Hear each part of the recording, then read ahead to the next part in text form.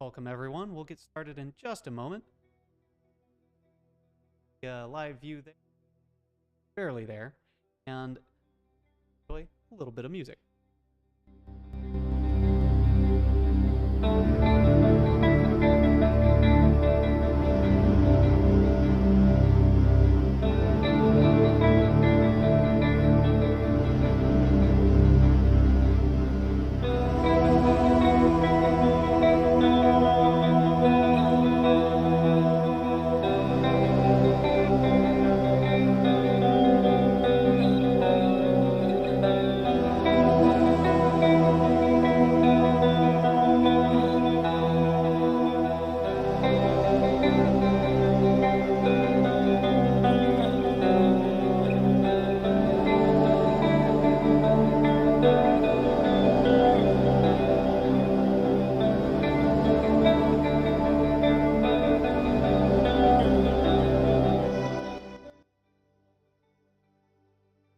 Welcome everyone to the Rancho Mirage Library Observatory.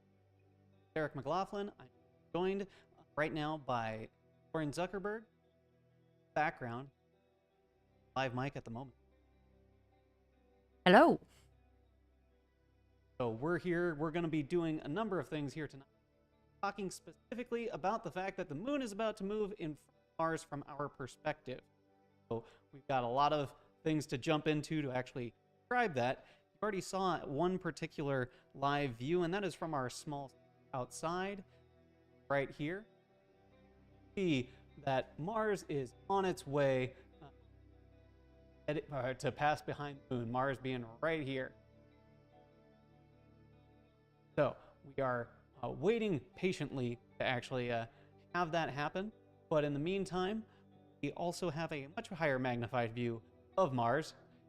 Yes, it looks a little fuzzy. That is because we don't have the best sky conditions now. That is still worth noting that Mars is approaching opposition, which means we're getting very close to when Mars is on the opposite side of the sky from us, from the sun rather, and that gives it a good measure of proximity to us. Is it as close as it ever gets? No, but it's just about as close as it gets in a pass.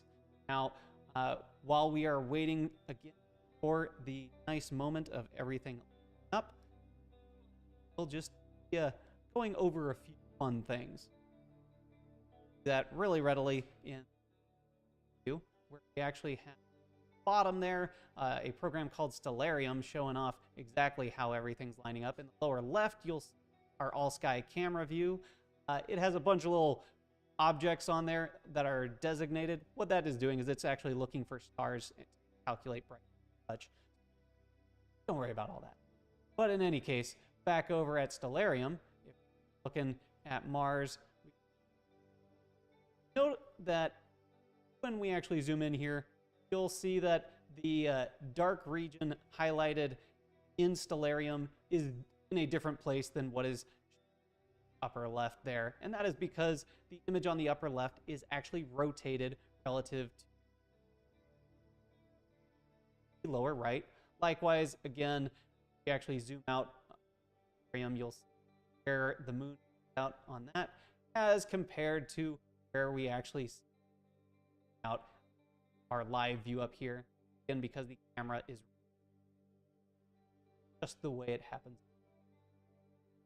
As we are waiting for things to get nice and close, again, when we're talking about how close we are to Mars, that fuzziness we see around there, that's largely due to the fact that we do have a bit of turbulence in the atmosphere. That is what is making it look a little fuzzy. But the fact that we can actually see a chunk of the dark southern, that is helping us actually identify that, yeah, those are surface Mars we're seeing. As we're watching there, hopefully we'll actually get to see a good chunk of sky get nice and calm. But in the meantime, one good clear view is still from our. I have the gain turned up quite a bit on this, why the moon washed out. I want to actually be able to see Mars hanging out right there. Now, this particular kind of thing can happen quite frequently, but it doesn't exactly happen. That is watching moon pass in front of, passing in front of, happen decently frequently. However, there is a note that it's not always visible to every part of the Earth. So we can actually have some fun and see what that looks like by actually going to a great program called Space Engine, which isn't like Stellarium, which is looking at things from a specific point of view. Space Engine is great at looking at from all kinds of points. Now, what I mean by that is it is actually a universe simulator. And so what we can actually do is we can go to Mars. Yes. It's breaking up. Sound is breaking up. Are you getting popping? What? We're getting some feedback from the chat. Okay. Gotcha. About that. Add a little bit more things go. In the meantime, while we sort it out, this view of what we're... Okay.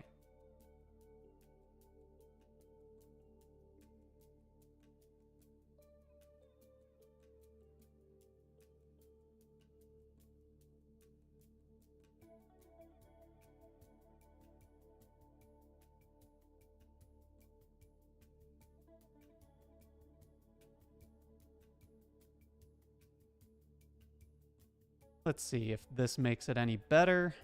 Maybe just bringing the mic up will make it so some of those filters meant to actually remove noise aren't just making me cut out. All right, we got it better. Good. Okay, cool. Thank you for pointing that out. This is why we love having chat, because it actually allows us to get that kind of feedback. So thank you again, everyone. Now, as we are looking at this, a few key points in time, I'll go ahead and disappear, and you can see right where I just was on the right side of your screen over there. We actually have our timing for the occultation. It's going to start very close to 6:30, so we have about 8 minutes left. Then it will be gone for nearly an hour, and it's worth noting that the full moon, which is what occurs when the moon is on the opposite side of the Earth from the sun, is coming at 8 p.m. tonight. And then Mars is actually at its exacting opposition right around 9:30 tonight here, all Pacific Standard Time. So that is our highlights of times going on right now. So me popping back in, before we had some audio issues, we're going to a nice little voyage to the red planet using Space Engine. Here we are back in Space Engine. Let me actually get my controls back on that. So what's great about this is we can actually have a little bit of fun and fly on down there. Operate the way we want. Yeah, that's right. This. All right. So checked. This. Oh yeah, that is that mountain. It is not Olympus Mons.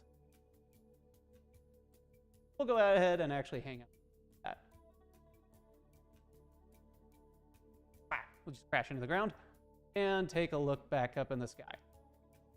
Okay, there's the sun. It's nice and incredibly bright, but what I want to find is actually the Earth.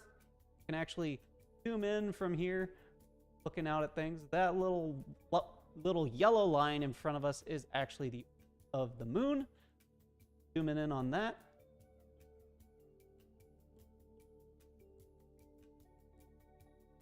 There we are. Okay. There. There is the Earth. Lock onto that. Now, what you'll see from this particular view is that the moon, from our perspective on Mars, is a smaller object here. It is not going to cover the entirety of the Earth from our perspective on Mars right now. And you can actually see the limb of the moon is already starting to cover up a certain section of the Earth. And as it goes, well, we will get covered up here in Southern California in a short time frame. I actually... There. That upper left-hand view right up there, yeah, the edge of the moon is rapidly approaching Southern California. Is it going to be perfectly accurate? Well, it's a simulation of the whole universe, so I can't expect everything to be nice and accurate.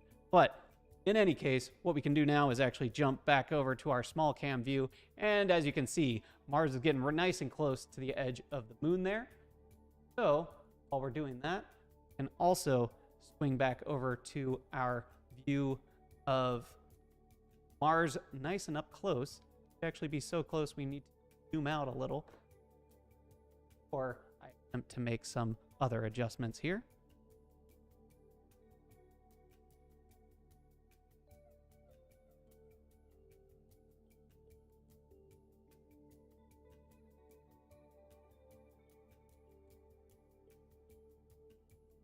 There we have it. We can actually see the edge of the moon in our main telescope there. We are rapidly approaching that point where it's about to pass behind. Yeah, look at good little bit of clarity there.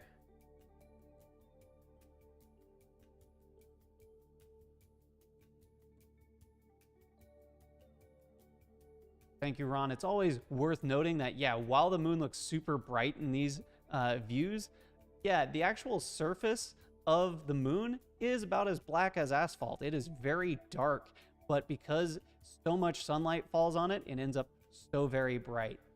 Likewise, Mars is actually less dark in its actual surface, but its surface has a lot of rusty material on it, and that's what gives it that reddish brown color. Oh, really? A rust color.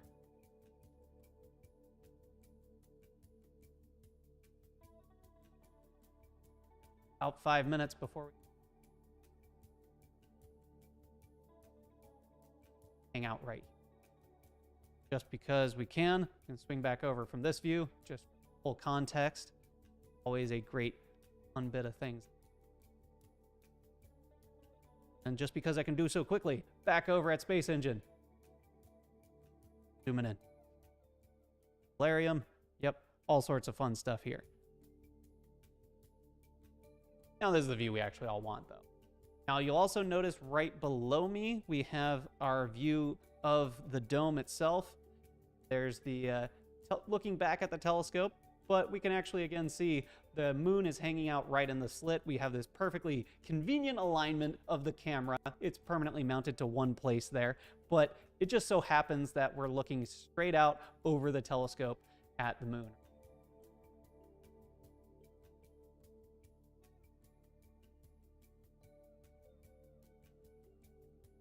So this is my first time ever seeing an occultation of Mars actually in any level of detail. Actually, I don't know as if I've ever seen an occultation of Mars. Though I am curious, Lauren, have you ever seen any lunar occultations of? I have not. This is my first occultation of a planet as well. A fun name, occultation. It's really just a way of distinguishing what is happening here from an eclipse. Eclipses are very similar, but it's really when they're this big of a disparity in size, it's worth having that distinction. But there's another general term for what we're looking at, and it's a really fun word with a lot of Y's, and that is syzygy. Syzygy is an astronomical term that is a general one for the alignment of 3 different objects. And in this case, yeah, we have an alignment of the Earth, Moon, and Mars.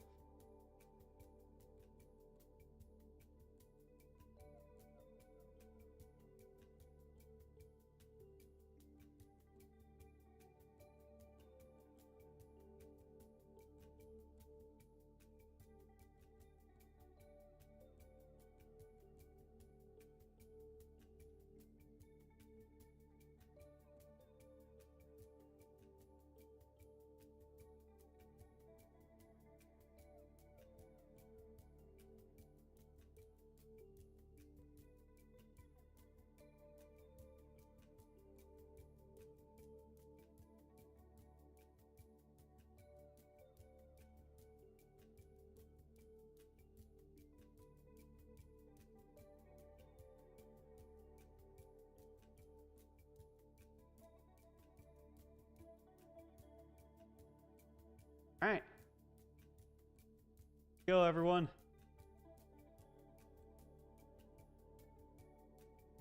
We're so zoomed in that, yeah, that that waviness that is our seeing right now, that is just a matter of what our atmosphere is doing. We're down near sea level, so we're a lot of air, and we're actually looking relatively low on the sky. It's got a lot of air to look. I'm going to just go ahead and quiet and enjoy the view. Phobos and Deimos, they are actually very hard to spot with a telescope, mostly because of the relative brightness of Mars. There it goes. And I believe they're actually already behind the moon well right now. The moon is just so bright, we're not going to be able to see it tonight.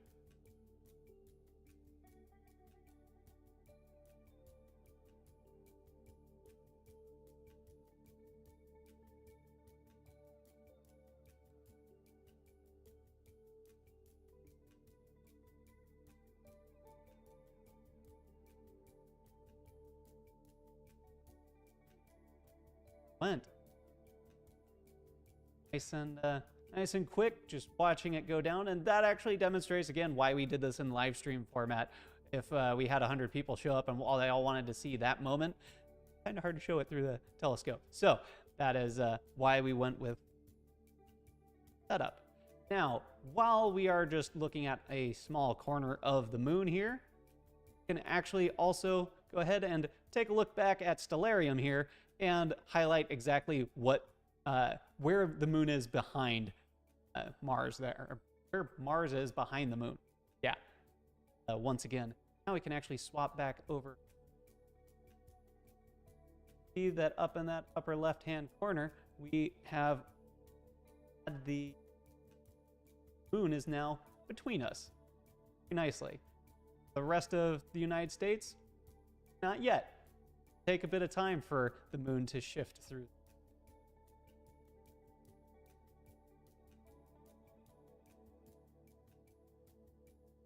There are a number of other fun things to point out with what's going on back at the moon. So let's go ahead and switch back to our view. That we aren't light Mars quite so readily. Let's nice view of the moon, and we'll go ahead and nudge the scope north.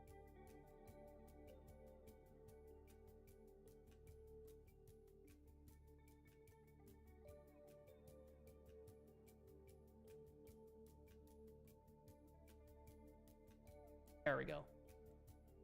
Nudge, nudge, nudge. Nudge, nudge, nudge. So, over on, while we're looking at the moon, it's always fun to actually get a little bit of lunar geography in here.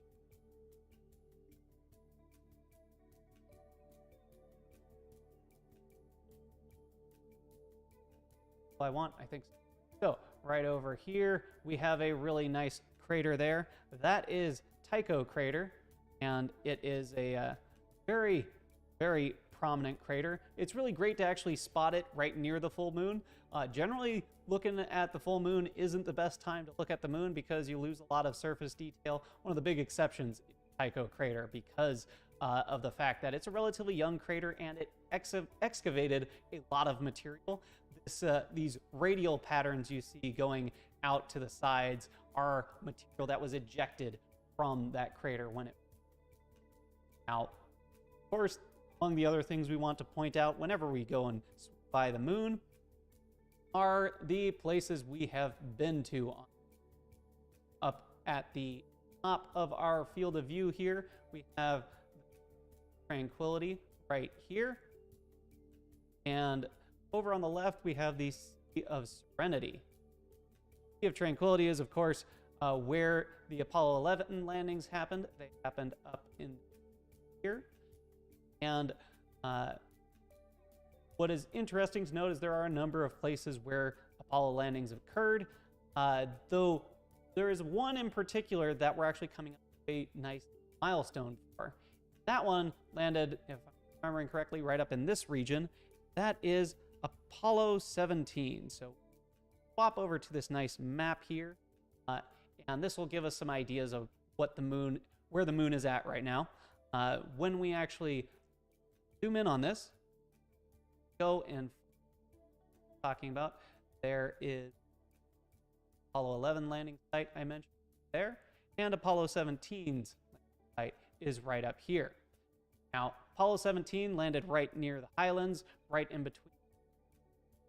But Apollo 17 actually 50 years ago today launched to go there.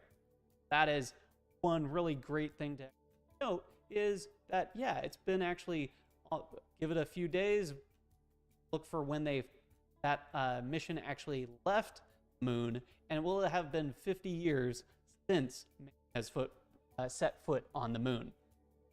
A worthwhile thing to note, but as we're sitting here looking out at the moon, it's also worth noting that there is another spacecraft on its way back from the moon right now. That's the Artemis 1 mission.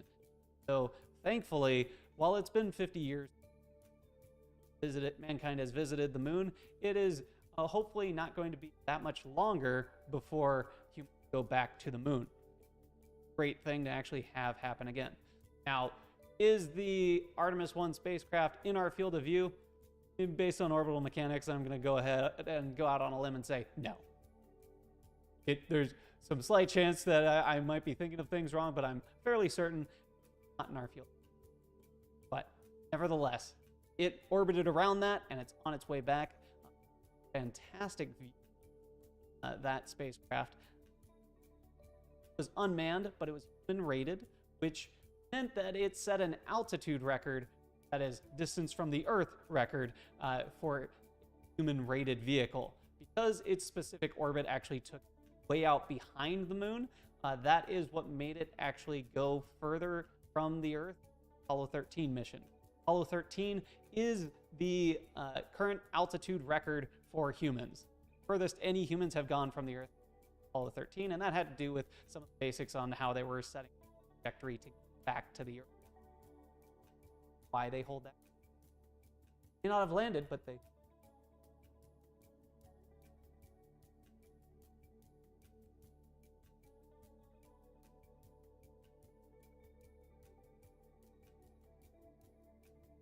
Back to our lovely map. Want to note just where the moon is relative to us. And this view is a view that shows the orbit of the moon. What is handy? Full donut you see around here. Of the first point and of that the moon takes in its perigee is apogee here at the moment. The moon is progressing in a clockwise fashion here, so it is moving away right now. Now, relatively small full moon for us. And we can also see that in this view here. The numbers here represent number of Earth diameters that the moon is from us currently. So its average is close to 30, but it's already out well over 30.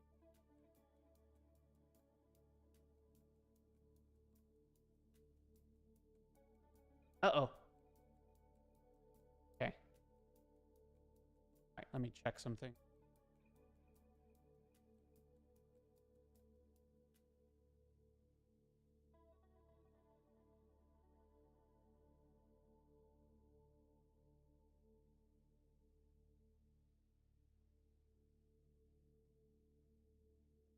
Okay, maybe I'm just being really bad about staying right on the mic correctly. That could be doing it. The other things that might be able to be adjusted might be some settings. So I will attempt to check on.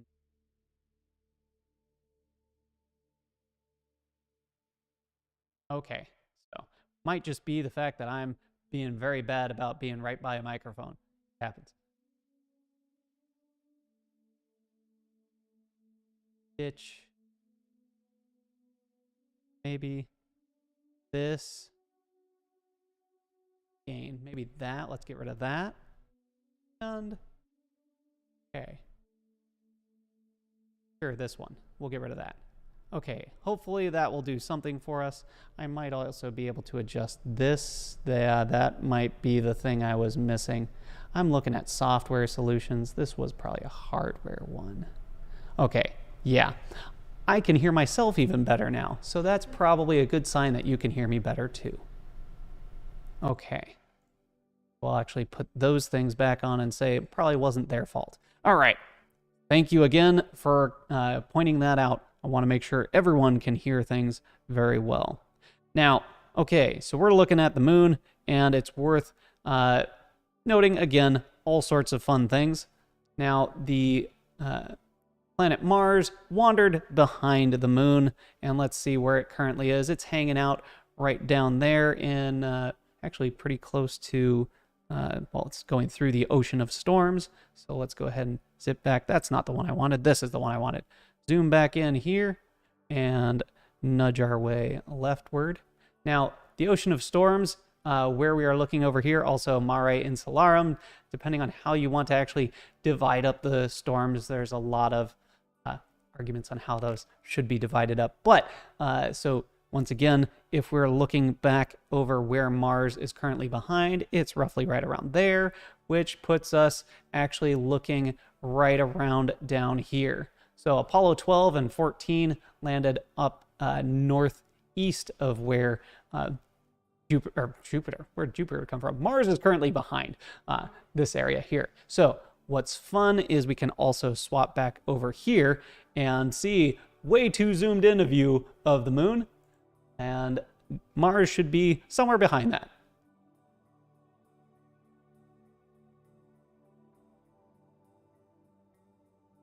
Now, if we zoom out far enough there, we can actually see a little bit more detail. As far as trying to get good understanding of the actual details and lunar features we're looking at, again, it's worth noting that, yeah, we get to see some nice color variation. Yay! I mean, it always is great to see those kinds of things, but we don't get to see actual shadows cast by the topography during full moon, and so that is why we often don't do too much around the full moon, just the way it works out. But in any case, it is still a good time for us to explore a few features here. Now, we are looking again at the overall view of the moon here, and one question that is often asked is, can we see those landing sites? Well, let's go ahead and pull this whole disk view of the moon back up. There we are. Now, it might seem like we're looking at something kind of small. Maybe we can find some navigational aids that help us figure some things out. Well, again, Tycho crater down there is on the order of around 100 kilometers across. So it is quite large, and it's just that little point down there. In contrast, let's actually compare the full disk view of the moon to the United States. That red circle there is actually a representation of how big the moon actually is relative to the surface features on the Earth.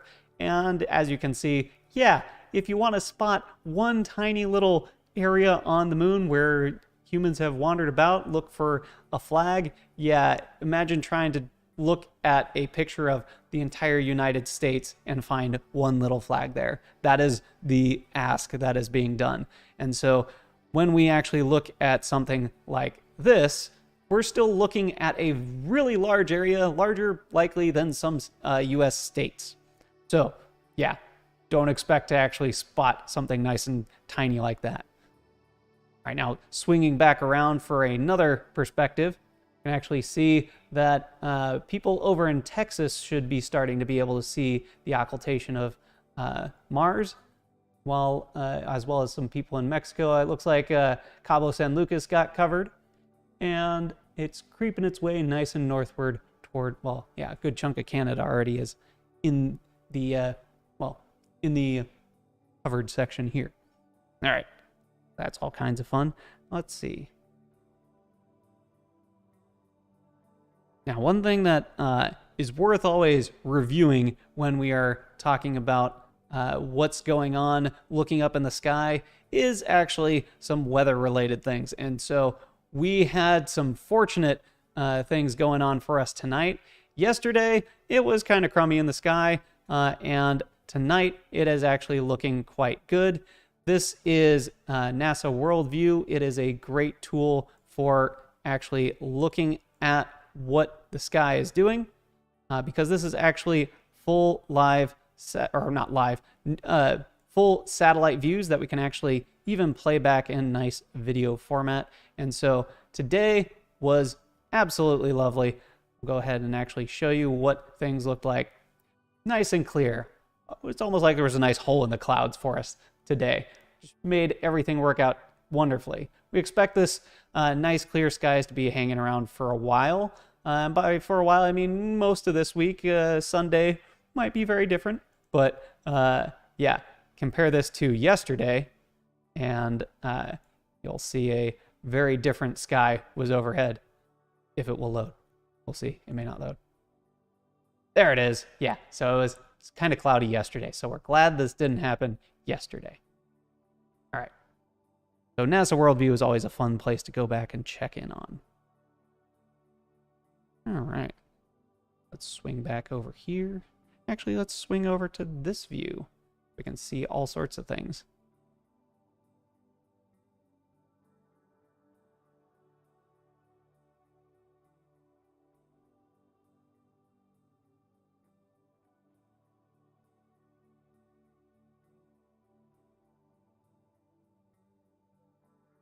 All right, while we're looking at all of this, yeah, let's go ahead and pull Stellarium back up on here. And, yep, does everything match up? Yeah, pretty much. All lining up nicely, just as we expect. So, yes, yeah. Thank you, Ron. It is always helpful to have extra notes. Ron is one of our docents, and we appreciate, especially when I'm struggling to find other things to note. Yeah, it's always helpful to have Ron. When it comes to actually the distance to the moon, as we mentioned over in, let's see, this view here.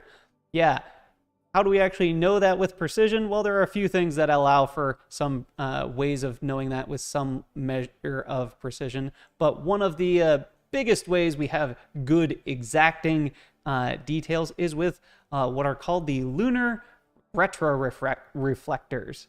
They have little sets of mirrors that are configured in a very specific way. If you actually have 3 different mirrors put at right angles next to each other, they form a nice little corner into which, when light goes in, it will bounce off any surface and go back the way it came. And that is really handy because when you have something, say, on the order of 380,000 kilometers away, yeah, you can fire a laser at it and measure how long it takes that light to get there and bounce off those surfaces and come straight back to where it came from. Now, those things need to be very carefully made for that to actually work, but it does work well enough. Of course, by the time the laser reaches the moon, it's landing on a surface on the scale of, maybe a few kilometers across, if not more.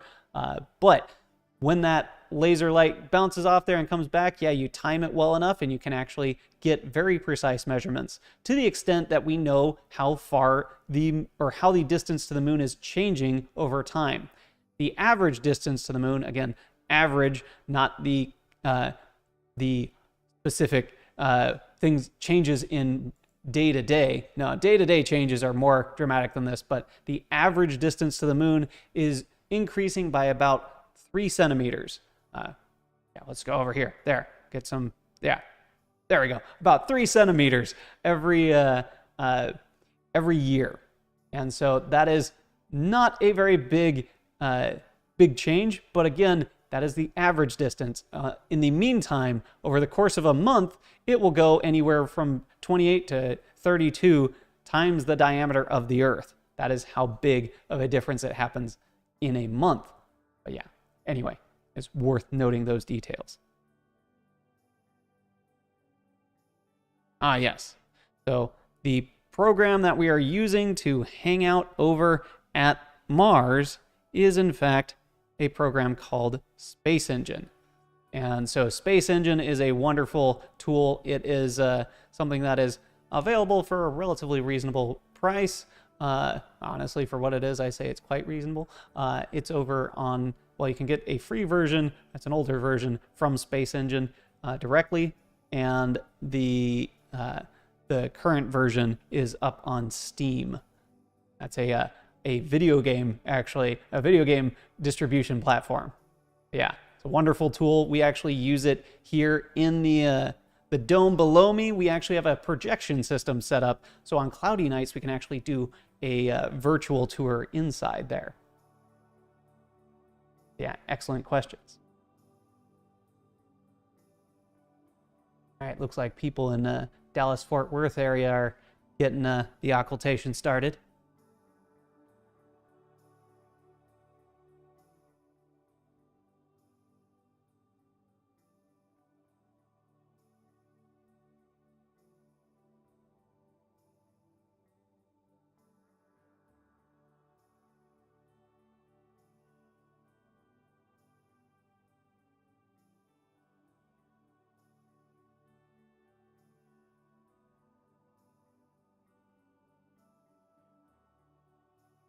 All right, I'm back. All right, so yeah, Space Engine, again, we use for, well, our live streams. We use it in the dome, and we actually have a few videos that are really special. We actually have one from the last opposition of Mars that occurred back in 2020.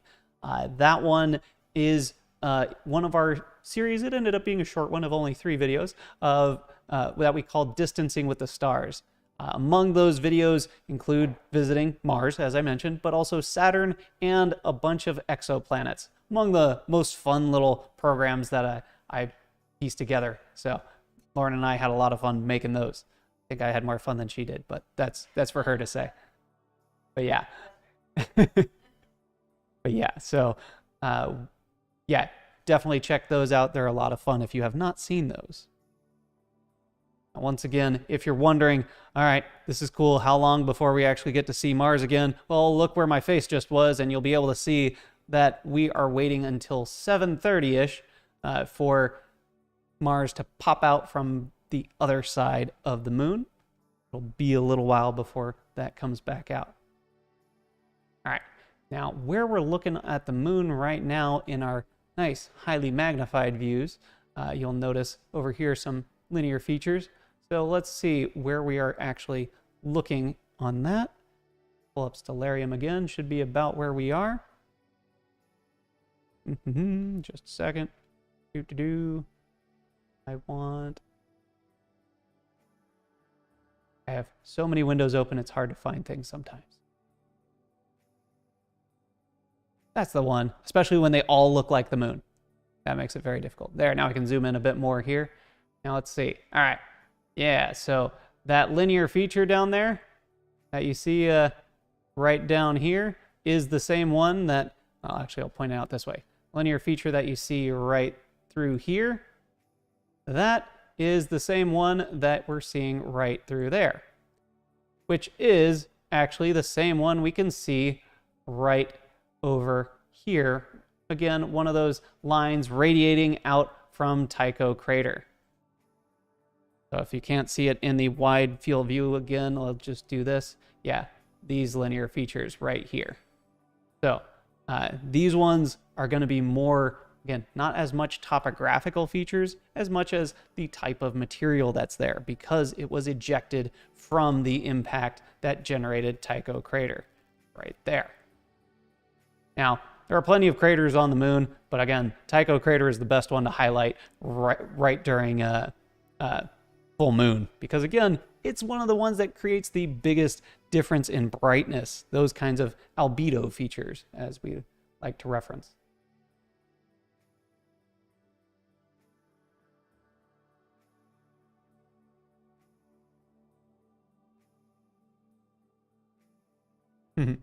Yeah, it is always worth noting that when we talk about say things as mysterious as the dark side of the moon, as it were. Yeah, right now the far side of the moon is dark because the near side is completely bathed in sunlight, and that's by definition a full moon. And that is by definition the far side is dark. So, okay, does it stay that way? No. In about half a month, the moon will be on the other side of the planet, and we'll be looking at the dark side of the moon, but again, it will still be the near side. All the features that we see here will still be facing us, they'll just be in the shade. Whereas the far side of the moon will then be facing towards the sun and will certainly not be a dark side. Though one might argue that the term the dark side of the moon, as it's often colloquially used, is more in reference to our knowledge of it. But I prefer actually referring to the lighting, especially now that we've sent spacecraft around the far side of the moon and have pictures of it.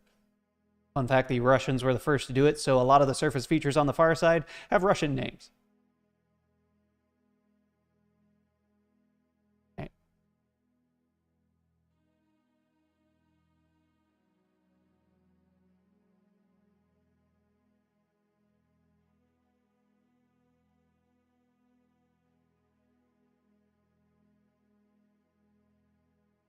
All right, I'm back. All right.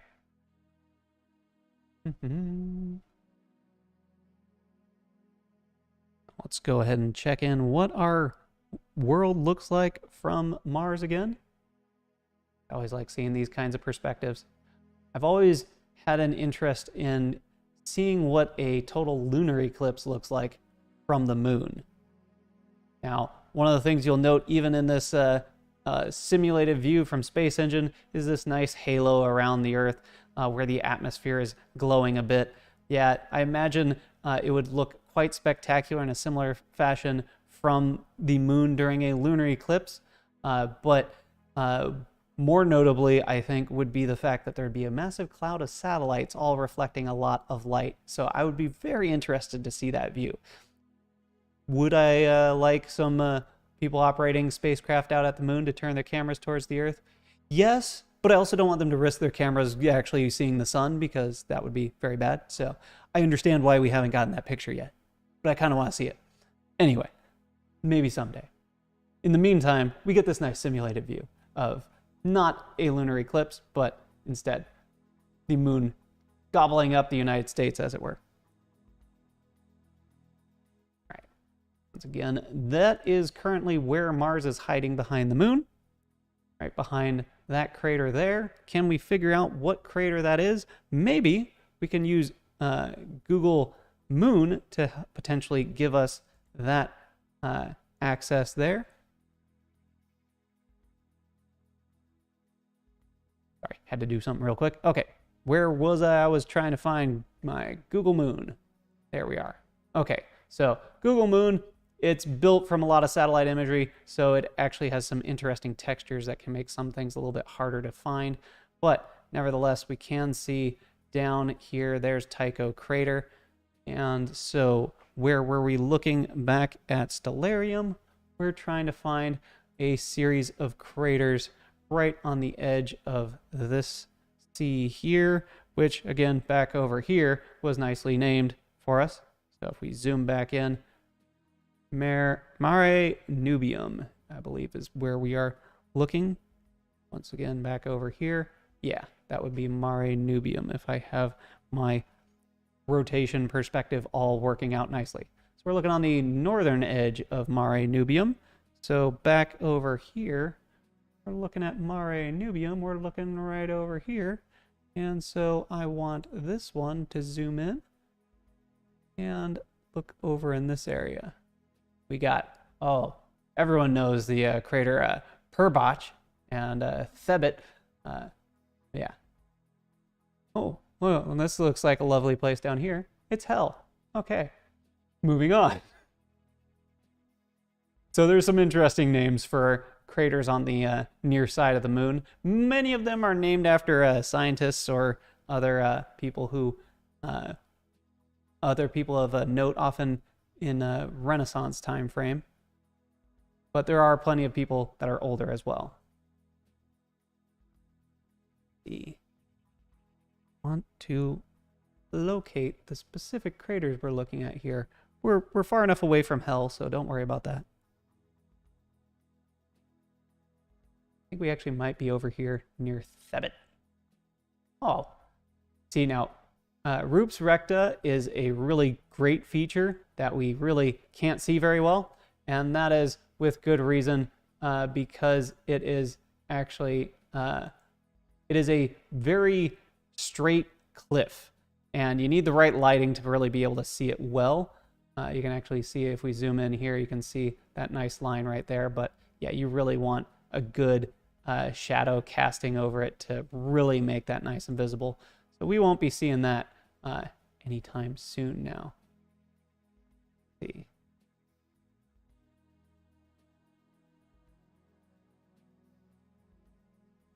Again, back over in our small scope, and big scope is looking, ooh, big scope's looking a little overexposed. Go ahead and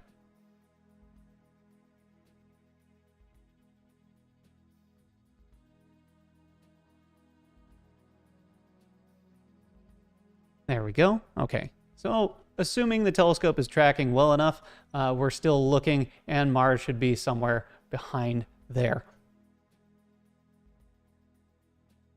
Let's see. 30 minutes, we are halfway through, and does that track really well with our view here? Well, let's zoom back out in Stellarium and take a quick look at that. So zooming out, yeah, we had Mars go behind the moon somewhere over here, and it's going to come out over on this side here. We can actually cheat and advance time in Stellarium to see exactly where we expect that planet to emerge, which will be useful to make sure we don't look in the wrong spot. So let's go ahead and advance that time. Whee! Yeah, it's going to go way up over there. Okay. So now if we zoom back in, we can actually get an idea of where we should be looking in the near future. So that is what we want to actually make sure we are careful to be on target for when we actually get ready for Mars to come back out, and again, under 30 minutes. Now, go ahead and close that out and get a nice lock back onto the current time.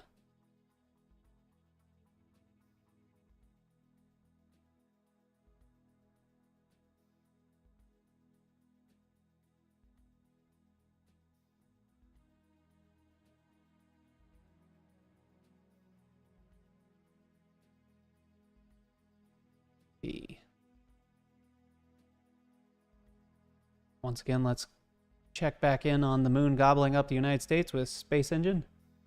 Yep, it's continuing to go along there.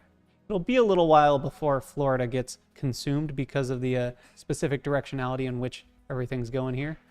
In fact, we might not even have Florida really get consumed. Though the thing that is complicating factors here is the moon is moving along the yellow line. The Earth is rotating, and it's rotating up in this direction, roughly. It's an exaggerated line. It's not quite that angle, but still. The Earth is rotating at an angle, and we are somewhat able to see some of that going around. That is why there will be areas where some things will get covered, other things won't, but yeah.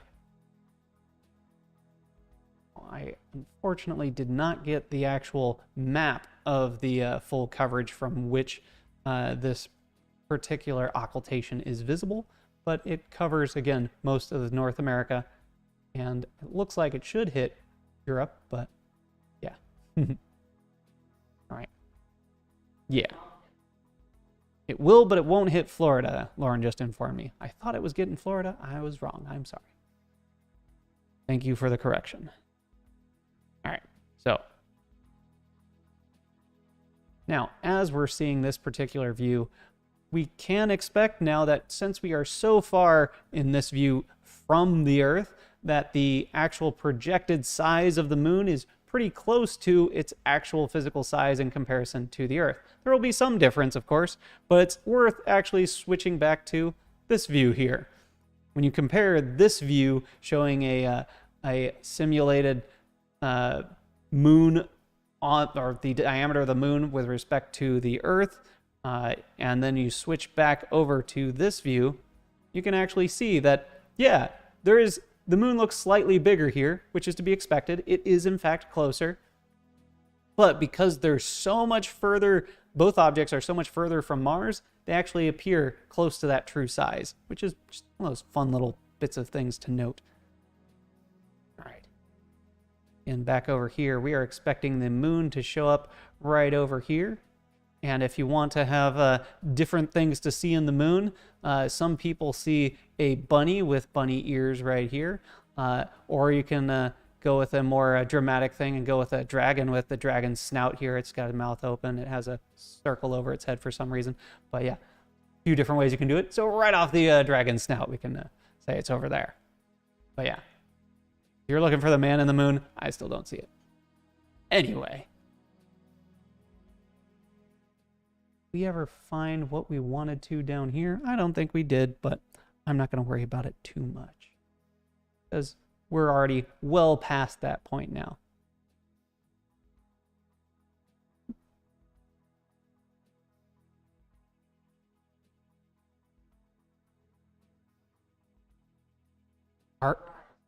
Are any riles visible? Well, like we were pointing out at Groups Recta back over in this view. Groups Recta is a similar type feature. It's a cliff in this case, but riles tend to be, well, depending on the type, are either super squiggly or they are actually nice and straight, depending on the type. And unfortunately, those are best seen specifically when you have good shadows cast, because they're a topographical feature.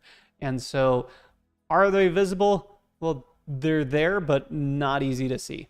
And so we really aren't expected to see those too well. Now let's see, if I zoom back out, go way up over here, getting close to where I want to. Oh goodness, I passed it. I wanted to go here. Now, why am I going to some random place? Okay, well, I'll show you why I'm going to some random place. I want to find Apollo 15. Apollo 15 landed up here on the western side of Sea of Serenity, yeah, to the west of the Sea of Serenity, and the southeast of Mare Imbrium, which, let's see, is that the Sea of Cold? I think I need to check. Well, no, Mare Frigoris is the Sea of Cold. Imbrium, I am blanking on. My Latin is a little rusty, we'll say. But yeah, if we actually go back over here, actually, it's even, well, I don't really want to move Space Engine. Space Engine is in a good place. Exactly where I want it to be. Very much so. Yeah, here we go. Let's zoom on down here. There's a nice curvy bit here. Yeah, this little squiggly line, a nice rile. But this one is likely more likely a collapsed lava tube than some of the others, and that's why it ends up being super squiggly. But this one was visited by Apollo 15, and there are some great views of this particular one here. Let's see, I believe it's on the order of a kilometer across, and so it is a really dramatic sight. Oh, that's not a usable picture. Well, boo.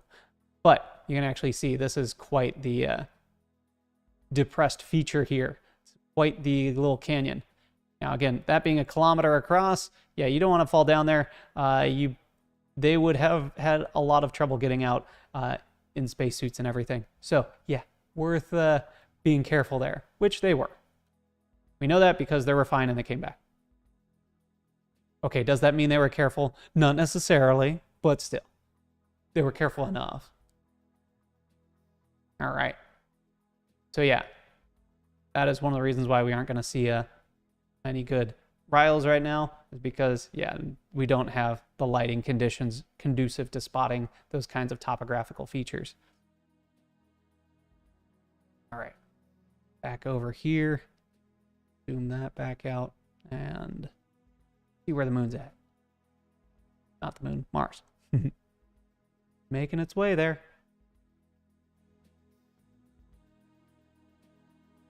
Ooh. Can I show a top-down view of the solar system? Yes. Actually, let's go ahead and not worry about hanging out on Mars here, as we can always come back. let's see. I want space engine is that window there. And so what we'll do is we'll zoom back out. Woo! This is our nice normal view here. And let's go ahead and unlock our gaze from the Earth, look down at the ground, and zoom out. Speeding up as quickly as possible. Whee! Here goes Mars. And let's actually, whoop, I locked back onto the Earth, but that's okay. Now we can actually zoom out this way, and let's see. Do I actually have the correct orientation? No, I'm going underneath. I want top down. Yeah, top down should be the other way. Whee! Head and swing it around this way. Now, the problem with zooming out like this is the notion that, all right, well, this looks great. Everything is so small. How do I even find anything? Yeah, that is actually, well, just about the way it happens to be out there. Now, the Earth's orbit is the one highlighted. You can see there is a little bit of a distinction in the direction of these objects, Mars being here. That is why it is brighter on this setup. It is meant to look like it's leaving a bright trail behind it. That is how this is being simulated. Mercury is working its way, or sorry, Venus is working its way around the far side of the sun. We're going to start seeing that nicely as the evening star as it works to catch up to us in its orbit. Meanwhile, Mars is going to fall behind us because we orbit faster. Likewise, Mercury is approaching rapidly its furthest separation from the sun in our sky, which, when it comes to our evening skies, most of us have mountains blocking our view, so we don't get too much in the way of being able to spot Mercury too well here in the valley. That just happens to be the way it is. Now, yeah, as we're looking at these, it is worth noting that none of these are nice, perfect circles. They're all elliptical. And when we actually look at where the Earth and Mars is right now, this is the closest approach we're getting at the moment. We get really good close approaches when that happens, when the Earth happens to be down here and Mars down here. It's quite a bit closer. That happens, I believe, once around every 18 years, something like that. Could be off. But yeah, the last real, no, it's further than that. I have to check. But in any case, it is worth noting just how far those the differences are between where everything happens to be, or where everything lines up at those close approaches. There is variance because of that. And so when you hear those things, the closest approach in 5,000 years, yeah, it'll be a special time frame. But it is worth being able to actually note that it's not going to be always like it was advertised to be in 2003 at the dawn of the internet misinformation, going to be as big as the full moon. Yeah, no, that didn't happen. And those emails didn't get sent around for years and years after, always saying that it was going to be this one without the context of referencing to 2003. So yeah, those are fun. Now, Ron is actually bringing up another good thing to note, and that is what is called retrograde motion. Now, that is something that is a little bit of a challenge to point out readily here. I might be able to do it well with this tool. Now, since the Earth passes Mars in its orbit around, when we are catching up to Mars, we'd be looking at Mars roughly this way. And as we move further on, Mars will move less than we do, and we'll see another perspective like this.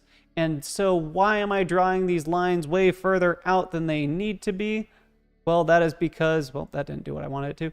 That is because when we look out at a planet, we look out at it relative to background stars. Now, as we're looking out at those background stars, what we will notice is the object will appear to move. Again, if we imagine that we're down here with our head pointing towards the camera, they will move from left to right. This is a unique time frame that is generally referred to as retrograde motion, because everything or all of the objects in the solar system have a tendency to move the other direction, which is noticeable if I actually get rid of these lines and consider that if we are way past Mars in our orbit and looking back at Mars over here, then as we move further along, Mars moves further along as well, and it moves from right to left. Again, if we imagine standing at the North Pole looking off in this direction, it moves from right to left. Again, it's hard to do with just this one view.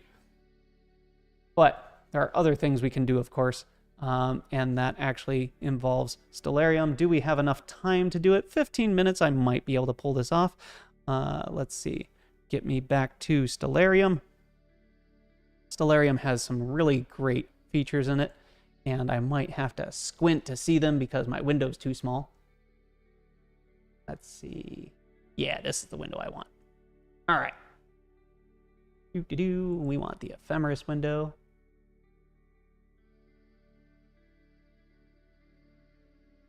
No, we don't. I think we want positions.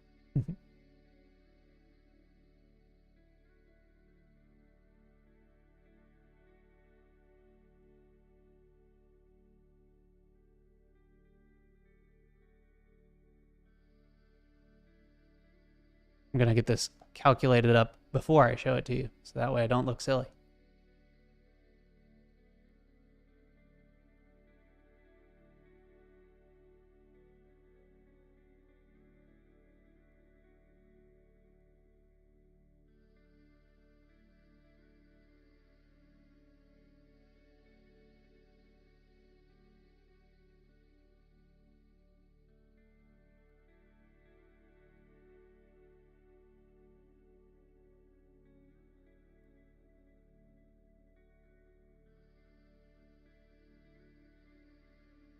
All right, I got it. So go ahead and swing back over to our stellarium view and hide this window. Get that out of here. All right, so what are we looking at here? Oh, we're looking at a lot of things. But all those little yellow points are the positions of Mars on our sky. And what you can see is it's not a nice straight path. Now, if we actually rewind time here and actually see way back up, I gotta turn off the ground. Ground is in my way. Get the ground out of here. Okay, and in fact, I'm going to actually lock our orientation relative to what is called the ecliptic. That is the plane of the, the equatorial plane in this case. That is, we're locked onto the coordinates that you could really use nicely with the Earth. Okay, now that we're locked back onto Mars, let's go ahead and rewind the days. Now, as we are looking here, ooh, interesting things happen when the atmosphere is still turned on in here. That was that weird wave you saw. Let's turn the atmosphere off. All right. And okay, so not locked onto Mars anymore. There we go. All right, now we can do this. So we're looking at Mars generally as we are orbiting around the Earth from day to day. If we are oriented with north facing upward as we are now, the general motion of the planets is from right to left. In this case, they move eastward. Now, as we approach Mars in our orbit, it seems to slow down and we start to get that weird perspective change, and eventually Mars moves the other way. This is called retrograde motion. Is it actually moving the other way? No, it is just that quirk of perspective that I was rather poorly trying to show earlier. Then eventually, as we get right up over here at into January, yeah, we actually get to spot it appear to stop moving with respect to those background stars once again, and then it will continue back in its normal trajectory, moving off towards the left in this case. Yeah, so that is what retrograde motion looks like over the course of months. Now, every planet can have some measure of it. As you go further and further out into the outer solar system, it's much less pronounced, but nevertheless, there's interesting things that can come from talking about retrograde motion. All right, so hopefully that didn't make things more confusing. Hopefully that actually cleared up what retrograde motion is in a very brief description. But I need to get Mars back to the moon, and I need to get this window down here out of our way. Oops, except it didn't clear up all the marks on the ground. I want to get our ground, the sky. Let's go ahead and clear those out. So get that up here, get that out of here, close that. And now we can zoom back in. Got to be ready because we're going to get Mars back in before too long. So now is when we actually need to start thinking about what we're looking at here. So we're going to zoom in nice and tight. And then what we're going to do is we're going to swap back over to this view. Make sure that, all right, the little telescope, the one with the big field of view, is looking like it's in a good spot there. The big telescope, can we actually figure out where we are looking there? I believe we can. I don't want to actually move it because, again, it should still be tracking Mars. It should still be in the right spot. So we're looking in the right spot. Where are we looking? Well, might be able to find this albedo feature over here. Let's see. Again, if we switch back to, well, if we're looking at stellarium down there, we can see notably that there are a couple of craters. Again, stellarium is going to highlight the craters a little bit better than they actually appear in actuality, because again, we don't have too much in the way of shadows being cast.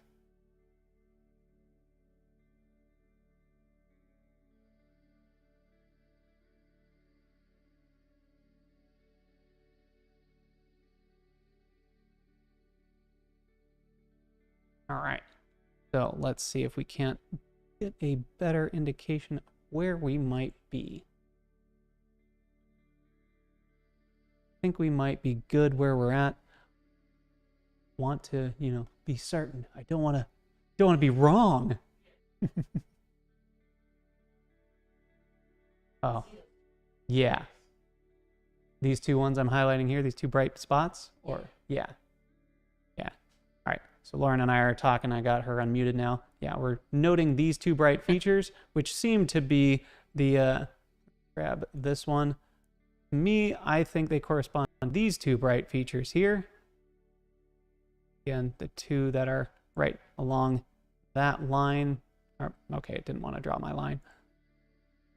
The two features connected by that line and that view, which is very small, I know, but if I press this button, it's a lot less small. This button. Yeah, these two features right here, I think, are what we're seeing in this view right here. Oh, we got the edge of the moon coming in. That's a good sign. Now, should we be? Yes, I do believe we should. Now, again, if we actually jump back into stellarium and zoom out slightly, yeah, we should be right off the bunny ears. Right off the bunny ears or the dragon snout, however you want to look at it. But yeah. Now, seeing where that is, those two bright features would be there and there. So yes, we are right on target. Right. And we have less than 7 minutes until we should get Mars back.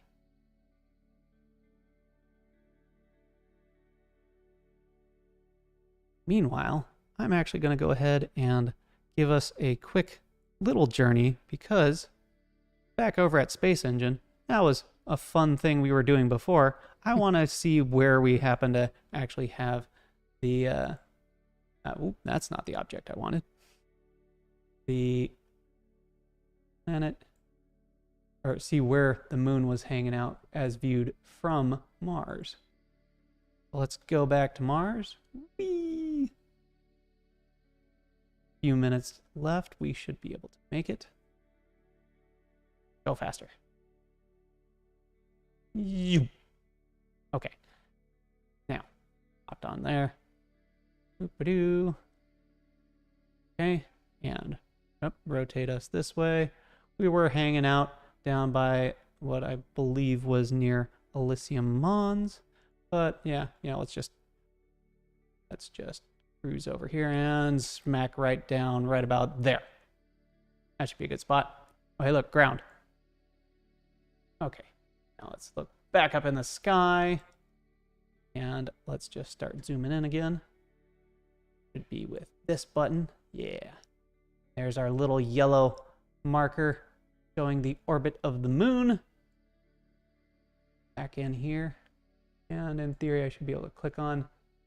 Oh, I got a spacecraft. That's surprising. Not what I wanted, but we'll zoom in on it anyway, because that should help us get to where I want to be. Give me the Earth. Lock onto that. And zoom back in. Here we go. Yeah. Now you can actually see where we're at. Actually, let's grab the moon. That's not the moon. That's okay. It doesn't want to give me the moon, apparently. I apologize if I was leaning too far away from the mic there. But yeah, so we should be popping out over there soon, which is nice to see that everything's lining up correctly. So stellarium is the one giving us our best understanding of what we should be seeing here soon. Okay, now we're starting to see some more nice general features there. If we zoom in a bit closer, maybe we can actually simulate the view on the upper left down on the lower right nicely. All right. It'd be nice to be able to zoom in even more on where Mars is when the time comes. We zoomed out a bit. Let's see, this crater down here is nice and prominent. Which one is that in stellarium? Excellent question. Do you think what we're looking at over here, these dark features there, are likely the dark features that you see down here? That actually line up? It's pretty close.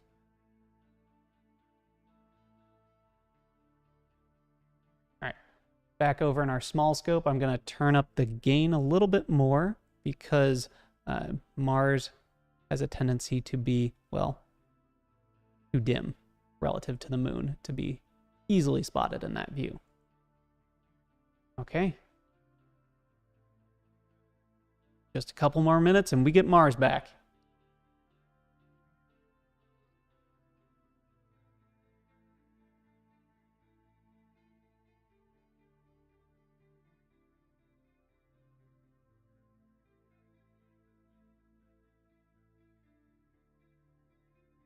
Now going all the way back to when we were just losing Mars, there was a question about Phobos and Deimos, and the text for Deimos is popping out because, yeah, Deimos is leading Mars right now relative to its motion to the moon. So again, those objects are very dim, and so while we can see them in stellarium nicely, there it is, yeah, we're not going to be able to spot it with the telescope, especially with the moon being as bright as it is. The moon will wash out everything with respect to that. So.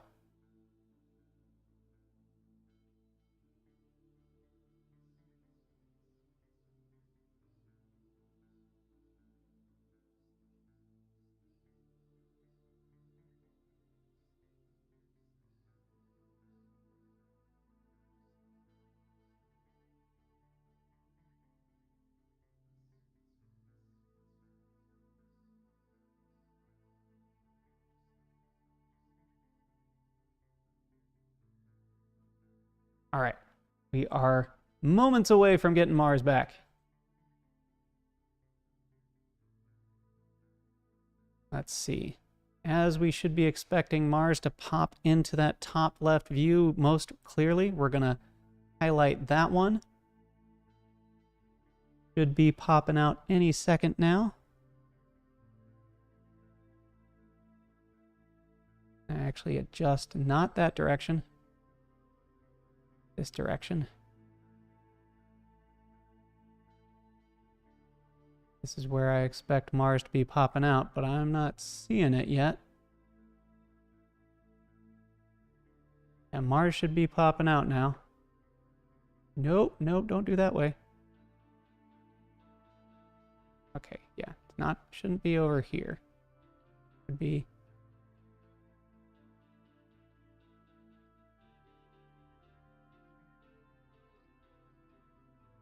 Okay, where are you, Mars?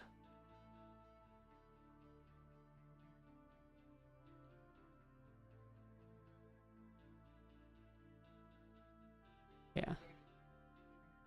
Really? Okay.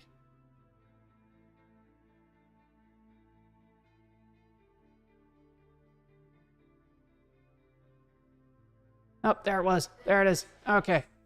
I shouldn't have moved it. There we are. All right. All right. Apologize for panic moving.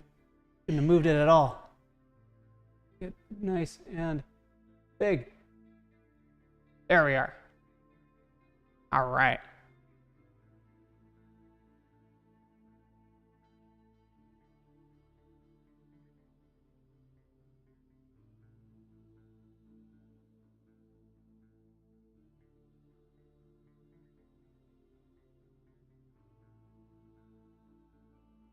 All right, so we have Mars back.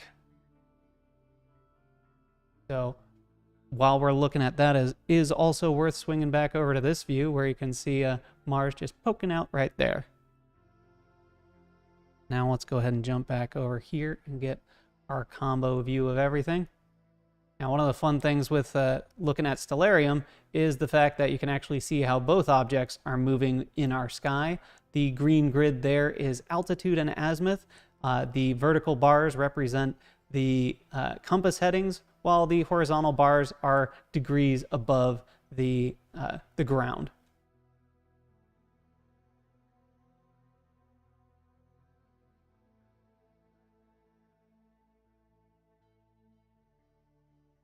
There we go.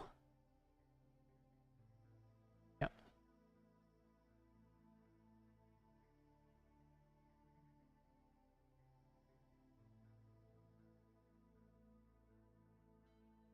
Pull that back up here. Great to be able to spot our small telescope's view here. Let's try and slow that down. Let's see if we can't actually try zooming in with the small telescope as well. Yeah. Yeah, so the small telescope, as it is magnified technically less, it's able to have a shorter exposure, and that is why you actually see that shimmering a bit faster in that field of view than the other one.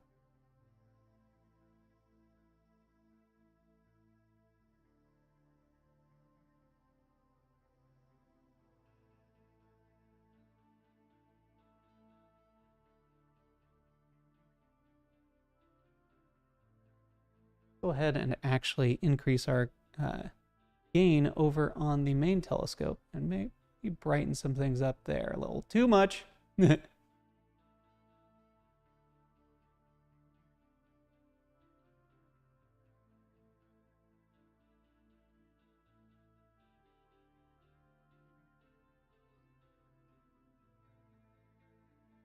we go. See some more of those surface details pretty nicely there. Actually go ahead and make ourselves a nice super zoomed in view of Mars, or just for the fun of it. Yeah, there we are. So yeah, those surface details showing up nicely there. Once again, back in stellarium, the surface features seem a little exaggerated in stellarium, color-wise, but yeah, that darker region, it's towards the south, and in our view up here, that darker region just happens to be on the left just from the orientation of the cameras and such. Right.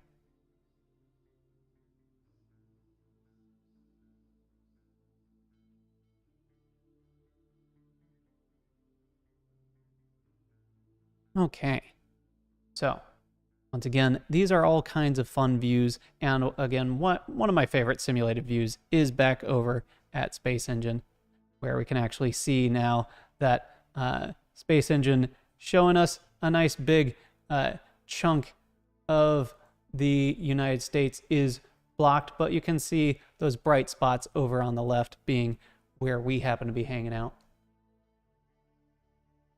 See if I want to try again to actually get, let's see, I believe it's this button. Let's just try this. See if we can lock onto that. There we go. Now we can pull it to point straight at that. And now I can zoom in even more. And you can see quite nicely on the lower left down there, we have Southern California nicely showing past the shadow of the moon.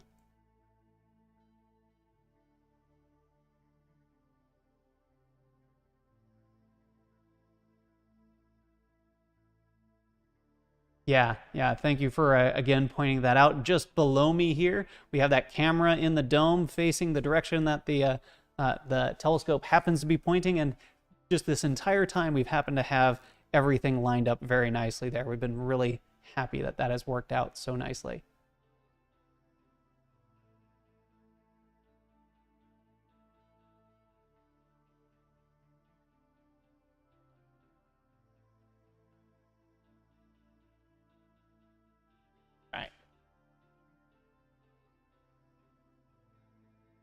And once again, we have a few things going on. We already mentioned that, yes, it is the 50th anniversary of the launch of Apollo 17, the last mission to the moon.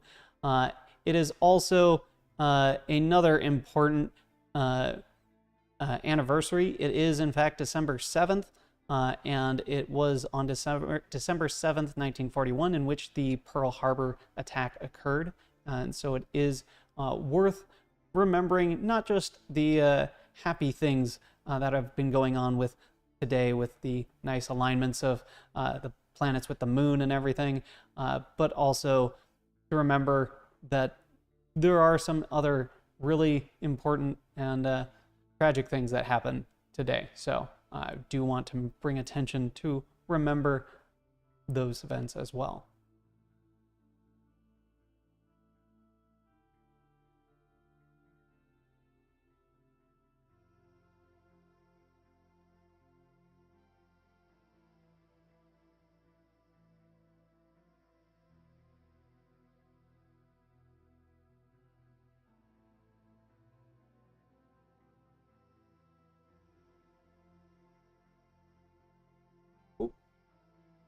And we may have just had one of our programs crash, so we might have lost that view of Mars. But in the meantime, while I check on that, enjoy the small telescope view.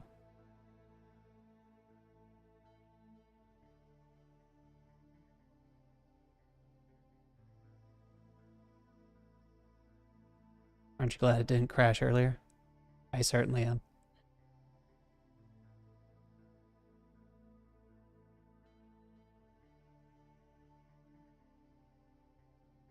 Right, I think we're going to be wrapping up here in just a few minutes. Okay, that does look like it's back, so we can hit this button again. Our exposure settings got a little wonky, but that's okay. Get zoomed nicely back in on that. There we go. Ooh. Yeah, some of that seeing is pretty bad there.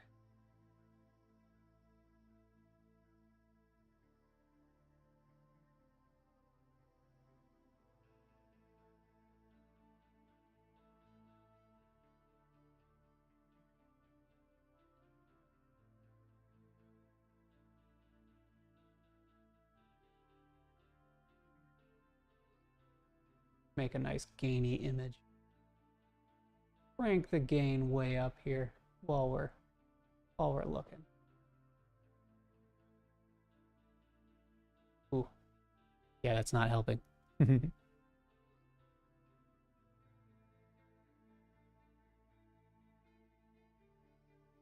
Good question. Will I be doing lectures again? I will be doing some lectures. They're going to be a bit fewer and far between just because of the amount of bandwidth it takes to actually plan those. We have had wonderful help from our docents. In particular, Ron, who's been here in the chat, has helped make a number of the those presentations happen. But as we are moving forward with trying to get a lot more in-person evening programming, it takes some of the bandwidth that we would normally have for planning those talks away.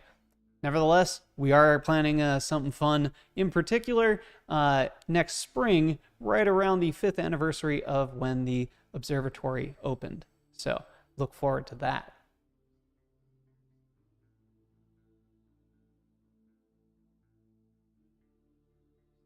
All right. Return these back to their full original views. Okay. And let's go ahead and swing this back over to this one. Okay.